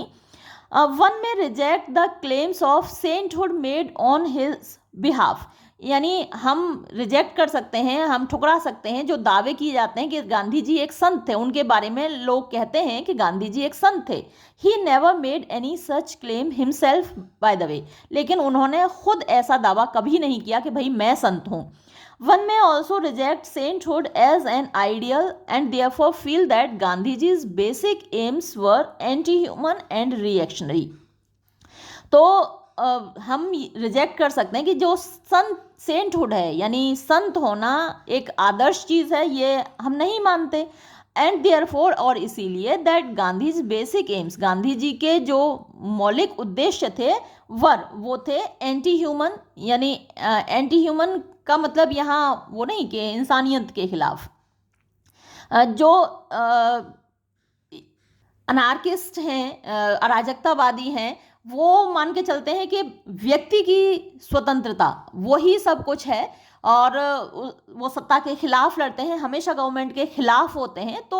वो उस टाइप में एंटी ह्यूमन थे गांधी जी. एंड रिएक्शनरी, और प्रतिक्रियावादी. but regarded simply as a politician and compared with the other leading political figures of our time, how clean a smell he has managed to leave behind. लेकिन but regarded, लेकिन हम उनको माने simply, केवल as a politician, एक राजनीतिज्ञ, and compared with the other leading political figures, और अगर हम उनकी तुलना करें दूसरे जो राजनीतिक व्यक्तित्व हैं ऑफ आवर टाइम, अपने समय के, हाउ क्लीन, तो कितना साफ, अ स्मेल, खुशबू, he has manage to leave behind, उन्होंने अपने पीछे छोड़ी है, यानी उनकी जो लीगेसी है, उन्होंने जो अपने पीछे ख्यालात छोड़े हैं, जो विचार छोड़े हैं, जो आइडियोलॉजी छोड़ी है, जो विचारधारा छोड़ी है, वो कितनी साफ सुथरी है. तो यहाँ ये निबंध खत्म होता है, 1949 में लिखा गया है, ये डेट यहाँ पर पड़ी हुई है, और ये वीडियो भी मैं यहाँ समाप्त करूँगी. धन्यवाद.